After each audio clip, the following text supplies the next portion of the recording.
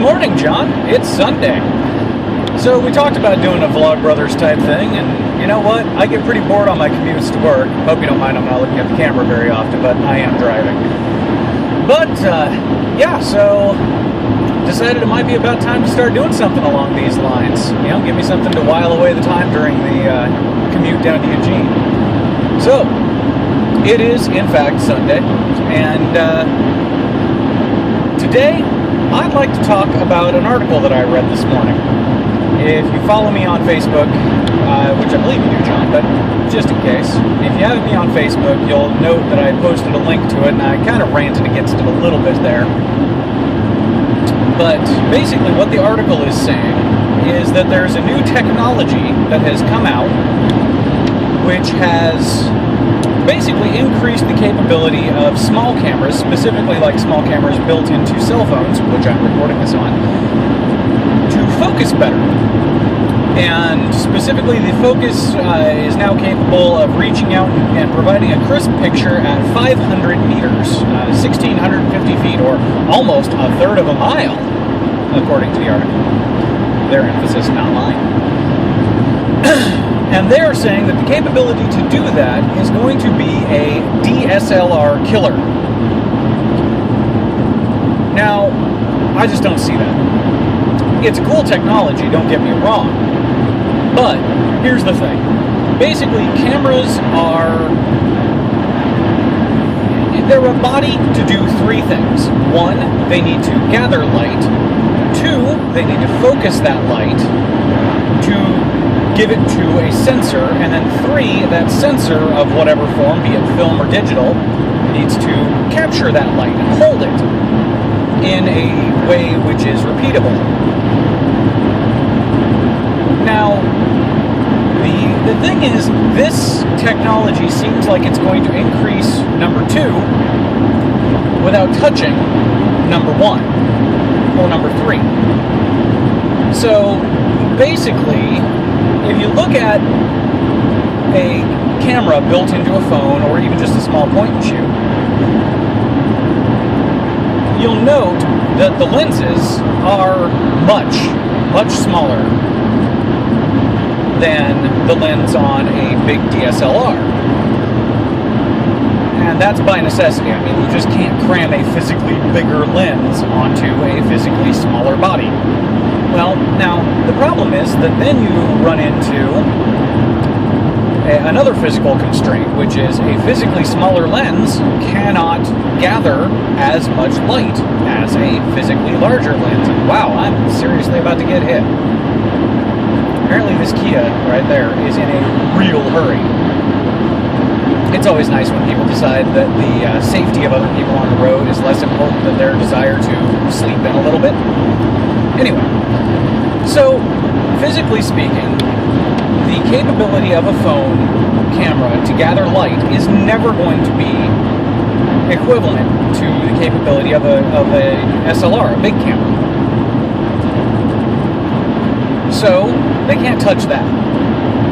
So then they do give a better focusing system, which provides for big camera-like results, which is good. That's great. Don't get me wrong. I'd rather see, crisp, clearer, nicer pictures coming in on phones because, well, where I work, you have to deal with the fact that a lot of people flatly decide that, oh, well, I'm carrying a phone around all the time. I don't need a regular camera. And then they bring it in and they plug it into the system and they order prints and you get prints out that aren't as pretty and they're like, well, why aren't these as nice? Because they can't be. Anyway.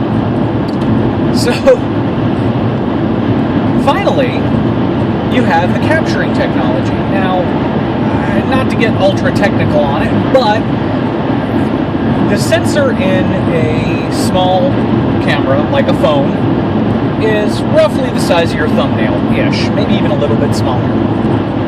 The sensor in my camera is about like so.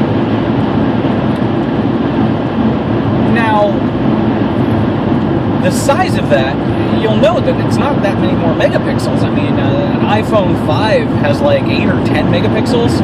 My phone, or my camera, only does 14. That's not that spectacular of a difference for that much bigger of a chip. But it's not just the number of dots. It's how good are the dots. A physically larger dot can gather more light. More light that it gathers, the better the quality of the image it's going to produce. It can get more color information. It can distinguish between more levels of brightness in those colors. So you're just physically going to have a better image. And so that's the big thing with this technology, is it's not that it's not cool technology. I think it's great technology. I think it's nifty technology. It's a great idea. It's just that I don't see it being a DSLR killer. I mean, and to get onto a couple other random bits, I'm amused by the fact that the author in the article said that, you know, it can focus out there, which makes it as powerful. It can focus at 500 meters, which makes it as powerful as a DSLR camera. My DSLR camera can focus at light years. I do astrophotography with the thing. So does that mean that my DSLR is millions and billions of times more powerful than the chip that they're talking about? I don't think so. That's not power in a camera. I mean, you can always throw a better lens on a camera and you're going to get better focusing results. It makes it a better camera, but it doesn't make it more powerful. But yeah, so, I mean, honestly, outside of the fact that this author was breathlessly writing about the capabilities of a system that he obviously did not really understand, I do actually think it's a good idea. It's a neat system. It's a great trick. It's a good idea to have available. It's not a DSLR killer. Although I do have to say that there's one thing that if they could put it into a camera, it would make me sell more of those than any other camera on the market. And that is, I think what we need to do, this is my $1 million idea here, John, we are going to develop a system which detects duck face. And when it detects duck face, it releases a burst of tear gas. See? Yeah, you like that idea, don't you? My idea, $1 million, right there. Put that in every phone on the market, or every cell phone on the market that has a built-in camera. Put that in every camera phone on the market. Picture quality going to increase pretty drastically. Well, hope the sound quality and everything turned out well. I have no idea how my phone's going to do for, being used as a recording device in a, car doing X miles an hour. But have a great day, and I think I may actually do one more of these on Wednesday. So, on that note, see you on Wednesday.